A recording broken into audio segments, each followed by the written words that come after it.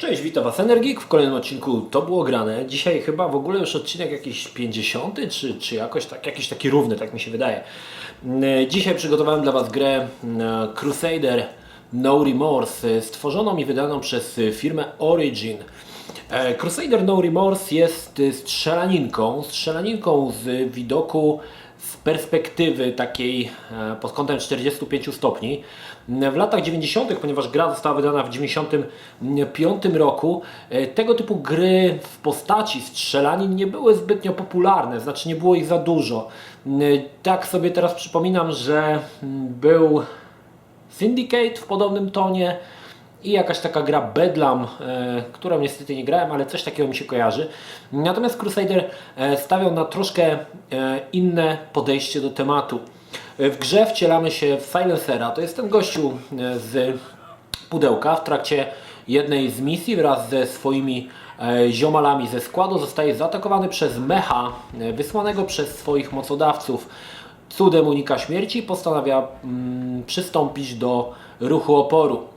Głównym naszym wrogiem w tym wypadku jest konsorcjum, tak zwane konsorcjum, a my jako członek ruchu oporu będziemy je zwalczać w 15 misjach. Gra, co ciekawostka, wykorzystuje silnik Ultimy 8 Pagan. Dla tych, którzy nie wiedzą, Ultima w latach 90. była dla gier RPG tym, czym dla gier RPG dzisiaj jest Skyrim. Była to chyba jedna z takich najbardziej popularnych serii RPGowych, stworzona przez Richarda Goriotta, właśnie z firmy Origin, i muszę przyznać, że jak na tamte czasy naprawdę się nieźle zapowiadała, ale silnik z Ultimy 8 postanowiono zaadaptować właśnie do gry typu strzelanina. Z serii Crusader wyszły tylko dwie gry. Pierwsza część No Remorse i jeszcze druga część No Regret, która też się pojawi w To było grane, jednakże w późniejszym czasie, zwłaszcza że te gry za dużo się między sobą nie różnią. Gra oferowała parę, może nie nowości, ale parę ciekawostek takich technologicznych, które w tamtym czasie, muszę przyznać, że naprawdę mnie zaskoczyły. Przede wszystkim pierwszy raz, gdy zagrałem w Crusadera, grałem w tak zwaną wersję zripowaną, czyli nie miała ona filmów, ponieważ w grze jest dużo zawartych filmów z aktorami. Niestety to było wycięte, miałem samo mięso, samą właśnie tą grę. Co ciekawe, gra była w SVGA, czyli w podwyższonej rozdzielczości. Naprawdę te wszystkie elementy wyglądały fantastycznie. Dzisiaj, grając w gameplay, troszkę mi przypominała grafikę z pierwszego Little Big Adventure, jednakże tutaj jest to utrzymane w bardziej takim tonie, oczywiście hard science fiction. I muszę przyznać, że naprawdę pieczołowicie zostały oddane wszystkie elementy otoczenia, aczkolwiek widać, że stworzenie takiego poziomu z danej gry było na zasadzie klocków, czyli ustawiamy tu komputer, tam ustawiamy jakiś tam stolik i tak dalej, i tak dalej. Niemniej jednak gra zachwycała przede wszystkim naprawdę świetną grafiką wysokiej rozdzielczości, z mnóstwem kolorów, z całkiem dobrą animacją, trzeba przyznać, bo co ciekawe, w tamtych czasach to jeszcze nie było takie popularne. Gra oferowała parę ciekawych ruchów postaci, m.in. przewrot w lewo i w prawo i strzelanie z tak zwanego kolana, i tak zwany sidestep, czyli jeden krok w lewo bądź jeden krok w prawo. W tamtym czasie nie były to takie elementy, które dzisiaj uznajemy za pewnik w grach, ale w tamtych czasach to raczej nie było aż takie popularne. Niemniej jednak gra wypada naprawdę rewelacyjnie, świetnie zrealizowane wybuchy, które nawet pomimo już tylu lat, ile minęło odkąd grałem pierwszy raz, naprawdę te wybuchy wyglądały fajnie. Nowością w tej grze jest to, że praktycznie wszystko, co widzimy na ekranie, można zniszczyć. Można to wysadzić, rozwalić w drobny mak, aczkolwiek nie jest to zniszczenie obiektów, jakie były dostępne w podobnych grach, czyli następował wybuch i obiekt po prostu znikał z planszy. Nie. W momencie, kiedy zniszczymy jakiś obiekt, on zostaje na naszej planszy, tylko on faktycznie jest zniszczony, czyli były przygotowane modele obiektów w momencie, kiedy są normalne, bez zniszczeń, potem zniszczone i tak dalej, i tak dalej. Gdy tak popatrzy się na to z perspektywy gracza, że wszystko można zniszczyć, że każdy model ma swoje tam 2-3 wersje różnych zniszczeń, to naprawdę aż strach pomyśleć, ile musiało być włożone w to oczywiście pracy. Nowością też było to w grze, że była tutaj tak zwana rzeź niewiniątek. Pewna idea, która potem została rozwinięta w pierwszym Postalu. Grając Silencerem, wjeżdżając do jakiejś bazy, cała gra składa się z 15 misji. Oprócz naszych wrogów uzbrojonych w karabiny mamy też osoby postronne. Zazwyczaj są to jacyś naukowcy, którzy nas nie atakują i którzy po prostu, gdy widzą, że zbliża się do nich czerwony koleś z karabinem, podnoszą ręce do góry i się chcą poddać. Od nas tylko zależało, czy chcemy ich zabić, czy nie. Także było tutaj też pewne takie, można powiedzieć, element wyboru, tak? Oczywiście to nie wpływało na nic, ale mogliśmy wyrżnąć wszystkich w pień w bazie, winnych, niewinnych, nieważne, a mogliśmy tych naukowców oczywiście zostawić. Także potem to oczywiście zostało rozwinięte w Postalu, gdzie już potem mogliśmy wyżynać wszystkich. Mówię o pierwszej części oczywiście Postala. Co ciekawe, duży wpływ Crusader miał na powstanie pierwszego Fallouta, także no, trzeba przyznać, że tytuł wart uwagi. Nie ma tutaj za bardzo odnośnie samej gry, nie ma za bardzo co kombinować z rozwijaniem gameplayu, czyli opowiadania o gameplayu, bo to jest to zwykła strzelaninka, aczkolwiek mamy parę elementów odnośnie jakichś takich zagadek, no tak nie mogę powiedzieć, że logicznych, ale co zrobić, żeby otworzyć drzwi. Mamy elementy, że zbieramy jakieś karty, które otwierają kolejne części poziomu, czyli musimy zebrać w danym kolorze kartę. Pojawiają się elementy alarmu, czyli jeżeli nas kamera zobaczy, włącza się alarm, wtedy musimy ten alarm wyłączyć, żeby uniemożliwić atakującym na przykład znalezienie nas w bazie. Dodatkowo występują też teleporty. I muszę przyznać, że ogólnie pod względem pomysłów gra została naprawdę wzorowo oddana. Podobało mi się zwłaszcza to, że uzbrojeni w wyrzutnie, stając na środku pokoju, możemy zrobić kółko i zniszczyć wszystko, co w zasięgu wzroku. To naprawdę się podobało, zwłaszcza, że wybuchy są naprawdę fajnie zrobione. Oczywiście to wszystko jest w grafice dwuwymiarowej, to nie jest grafika 3D, tam nie ma żadnych obiektów trójwymiarowych, ale nadal ta gra, muszę przyznać, się broni. Przede wszystkim warto wspomnieć też, że gra jest bardzo, bardzo długa. 15 misji to naprawdę sporo czasu, żeby trzeba poświęcić, żeby tą grę przejść.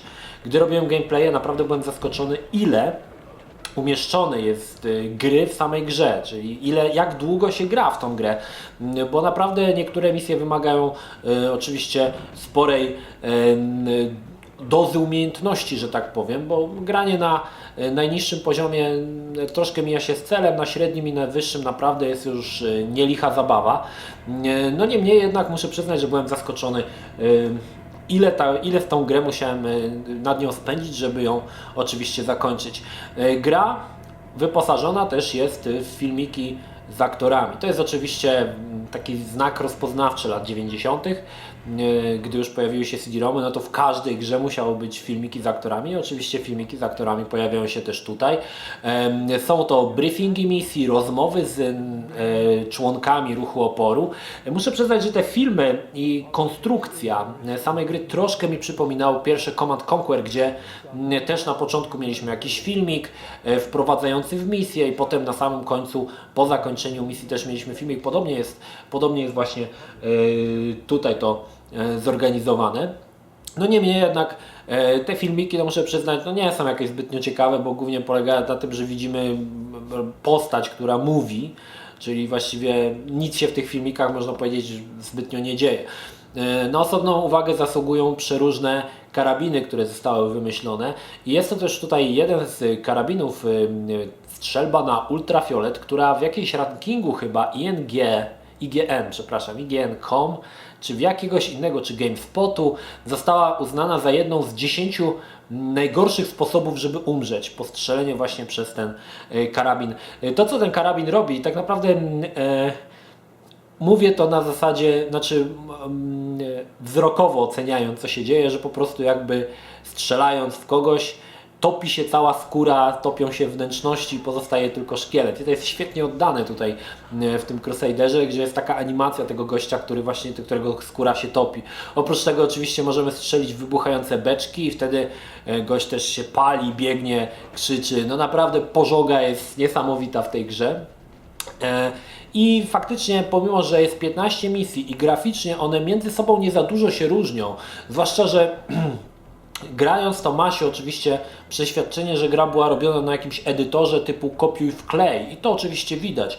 Jednakże po 15 misjach, tak już koło 13-14 zaczyna do nas docierać pewne takie znużenie, bo właściwie już wszystko żeśmy widzieli, niczym nie są w stanie nas zaskoczyć. Oczywiście pojawiają się nowi wrogowie, pojawiają się jakieś mechy, które starają się nas zgładzić, ale tego jest troszkę za mało jest tych zmian, tak? Zwłaszcza, że komputer, na przykład model komputera, który zobaczysz na pierwszym poziomie i przez kolejne 15 poziomów ten model komputera będzie dokładnie identycznie ten sam. I tych modeli faktycznie dużo się powtarza, zwłaszcza, że często różnice pomiędzy poszczególnymi planszami polegają tylko na kolorze ścian, aczkolwiek od czasu do czasu są wrzucane jakieś nowe modele, które pojawiają się w grze. Warto też zwrócić uwagę, że przy grze pracował Warren Spector, gość, który wiele lat później stworzy rewelacyjnego Deus Exa. Na osobną wzmiankę zasługuje muzyka w tej grze. Przyznam szczerze, że na ripie muzyki nie było. Parę lat później miałem już wersję CD i muszę przyznać, że muzyka jest naprawdę rewelacyjna. Nawet dzisiaj, słuchając tej muzyki, byłem zdziwiony, że tak dobry soundtrack został przeznaczony do takiej gry. Znaczy, nie mówię, że ta gra jest zła, bo ona jest dobra, ale soundtrack był warty jakiegoś lepszego tytułu, jakiegoś RPGa czy coś. Znaczy, może RPGa nie, bo to taki bardziej elektroniczna muzyka, ale naprawdę muzyka jest niesamowita. To muszę przyznać. Każdy poziom, każdy z 15 poziomów ma swoją ścieżkę dźwiękową. W menu jest też osobna ścieżka dźwiękowa i słucha się ich naprawdę z przyjemnością, bo są naprawdę dobre. Oczywiście to są takie elektroniczne muzyczki, niemniej jednak wpadające w ucho i mogące się naprawdę podobać. Pudełko, które tu mam przed Wami, jest z edycji premierowej. Warto zwrócić uwagę na motto firmy Origin. Jest ono tutaj napisane na górze, przybliżę. Mówi ono nam, że my tworzymy światy. I faktycznie do każdej gry, zastanawiam się, czy do każdej, ale chyba do każdej gry. Nie było znaczenia, czy gra miała tylko jedną część, czy miała części 4. Zawsze był sporo dodatków w pudełku, mam nadzieję, że tutaj też będą, dodatków, które wprowadzały nas w świat i w fabułę. To znaczy, że świat gry nie opierał się tylko na tym, co gramy, ale było też coś oprócz tego, a to na przykład w instrukcji opisane przeróżne rzeczy, jakieś dodatki właśnie do samego pudełka, gry wydane z Origin, jak na przykład Bioforge i nieomawiany jeszcze, ale pojawi się w przyszłości Wing Commander, też podchodziły właśnie pod to, że zamiast samej gry dostawaliśmy jeszcze coś, co rozwijało nam całą fabułę i wprowadzało nas do świata, w którym gramy. I nie inaczej jest oczywiście z Crusaderem. Oprócz samej gry mamy jeszcze manual, dosyć bogaty. Mamy, no zresztą zaraz zobaczycie, feature'y w pudełku, które też wprowadzają nas dodatkowo do samego tytułu. Ok, rozpakujmy sobie grę. Gra była wydana przez Electronic Arts, jeszcze to stare ich logo. W czarnym, ładnym pudełku. W środku mamy następujące rzeczy. Słuchajcie, mamy instrukcję. Instrukcje do gry Crusader to są jeszcze czasy, gdy naprawdę nad instrukcją spędzał czas, przynajmniej tak sobie zakładam, jakiś sztab ludzi, którzy próbowali zamieścić jak najwięcej informacji. Tak na przykład mamy wszystkie bronie, które występują, łącznie oczywiście z wagą, słuchajcie, nawet waga, chociaż ona nie ma żadnego znaczenia w grze, nawet umieścili wagę tych tych pistoletów, także bardzo fajnie pomyślane. Oprócz tego mamy, słuchajcie, solo operations, czyli jakieś opowiadanie jednej z postaci, która występuje w grze. Mamy na przykład, słuchajcie, na temat konsorcjum cały opis na temat tego, z kim walczymy, słuchajcie, no to jest naprawdę fajne.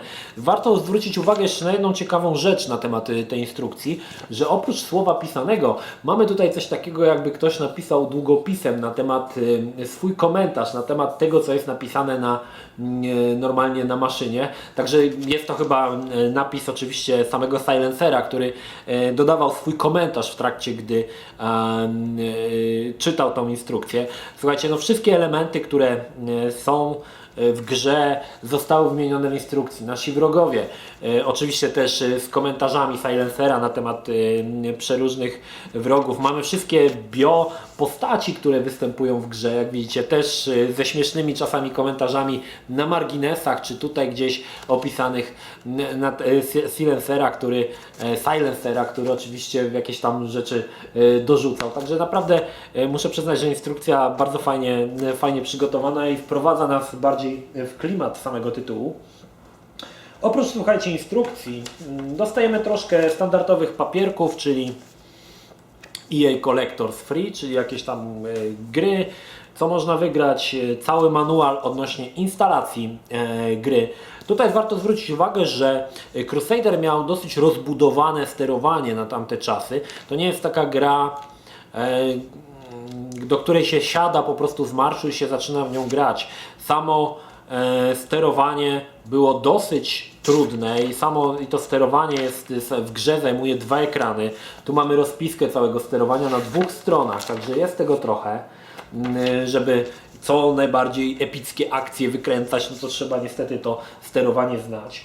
No i słuchajcie, mamy jeszcze jedną fajną rzecz, którą Origin dorzucił nam do pudełka. Jest to pewnego rodzaju gazeta, tak to wyglądało, która zawiera różne informacje na temat świata gry. Jest to właśnie zrobione na zasadzie takiej gazety i artykułów na temat różnych elementów, tak? Czyli na przykład mamy, że monitoring jakiejś satelitarnej stacji został zniszczony i możemy przeczytać o tym. Mało tego, wydaje mi się, że niektóre te artykuły są po prostu na temat, gdy graliśmy. Mogliśmy czytać te wszystkie elementy, które niszczyliśmy w bazie. Potem możemy oczywiście przeczytać sobie w tej gazecie. A może się mylę, bo powiem szczerze, przyznam szczerze, że nie przeczytałem tej gazety jeszcze całej, ale mamy na przykład jakiś artykuł Ask Trina tutaj i z jakąś taką rubryką z poradami, gdzie ktoś się pyta na temat różnych rzeczy. No naprawdę fajny pomysł. Szkoda tylko to, że ta gazeta jest na takim śliskim papierze. Mogła być bardziej właśnie taka gazetowa. Może wyglądałoby to oczywiście lepiej. No i oczywiście na samym końcu mamy też grę.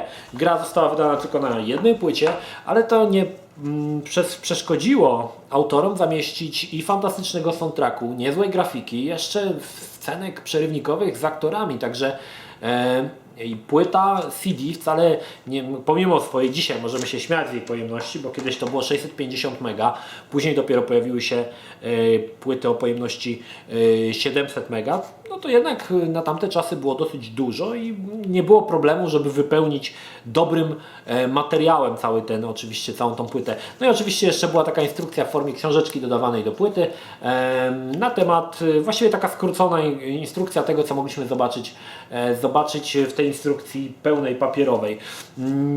Słuchajcie, czy dzisiaj polecam granie w Crusader? Powiem Wam tak, to jest troszkę gra z innych czasów. To nie jest tytuł, jaki zakładam, że jeżeli nie pamiętacie lat 90., do jakich jesteście przyzwyczajeni. To jest gra, która wymaga czasu, żeby opanować sterowania. To jest też gra, w której musimy przymknąć oko na pewne bugi, które zdarzają się w gameplayu. A to, że postać gdzieś się zablokuje, a to, że działa animacja postaci działa skokowo. Dzisiaj w dzisiejszych czasach wydaje mi się, że mamy większe oczekiwania od gier. Chcemy, żeby gry były płynne, żeby nie miały bugów, żeby granie było w nieprzyjemne. Kiedyś nie zwracało się na to uwagi. Wystarczyło, że gra miała fajną muzykę, fajną grafikę, były wybuchy i to wystarczało. Nie zwracało się uwagi na te niektóre elementy, które były uciążliwe podczas grania w dany tytuł, bo sama radość, sam fan płynący z gameplayu był na tyle duży, że on właściwie wszystko jakby przykrywał. Dzisiaj troszkę jest inaczej. Dzisiaj potrafimy jakby dostrzegać dziurę w całym, że tak powiem. Zamiast cieszyć się z gameplayu, szukamy dziury w całym, szukając bugów, jakichś problemów z grą i biadoląc ciągle, że gra nie posiada patcha, ale to też jest troszkę wynikiem oczywiście producentów, którzy wypuszczają na rynek niepełną wersję gry, która wymaga od razu ściągnięcia patcha, który zajmuje 4 giga. Niemniej, słuchajcie, odbiegliśmy od tematu. Czy polecam Wam Crusadera? Muszę przyznać, że wiecie co, ciężko mi powiedzieć, bo jest to gra, która albo jednym podejdzie, albo nie podejdzie. Polecam, gdzieś jest na pewno jakieś demo Crusadera, kiedyś było, pewnie jest ono gdzieś do ściągnięcia na internecie. Ściągnijcie demo i zobaczcie, czy warto grać. Gra oczywiście działa spod DOSa. Jeżeli Wam się spodoba, spróbujcie kupić na Gogu, chyba jakieś marne grosze to kosztuje od razu za 2 części.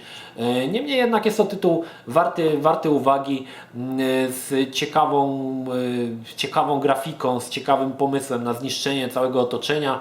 No fabuła może nie jest jakaś porywająca, ale to jest parę twistów fabularnych, które może Was zaskoczą. Niemniej jednak warto poznać, ponieważ jest to też kamień milowy takich strzelanin, które potem oczywiście przeszły na widok z pierwszej osoby, a to jest jeszcze strzelanina z widoku takiego perspektywicznego pod kątem 400 stopni. Ja ogólnie spędziłem bardzo miło w Crusadera. Fakt, że pod koniec już mnie troszkę nużyło, bo powtarzalność tych misji jest dosyć spora, ale niemniej jednak skończyłem ją i nie mogę powiedzieć, że był to czas stracony, może tak. Także jak najbardziej Wam polecam. Druga część No Regret pojawi się w późniejszym okresie. Niemniej jednak tymczasem zapraszam Was do Crusadera No Remorse. Dziękuję za uwagę Wam serdecznie. To już chyba, kurczę, nie pamiętam teraz, 50 albo 60 odcinek. Minęło już trochę tych odcinków, trochę tych gier zrobiłem. Oczywiście nie zamierzam przestawać, nie zamierzam zwalniać tempa, także możecie się liczyć, że moje biadolenie jeszcze usłyszycie o innych grach. Mam nadzieję, że kolejne 50 mi się uda, czy 60, zobaczymy. Jak pozwoli czas, zdrowie i psychika. Tymczasem dziękuję Wam za uwagę, pozdrawiam Was Energik, trzymajcie się, do następnego, cześć.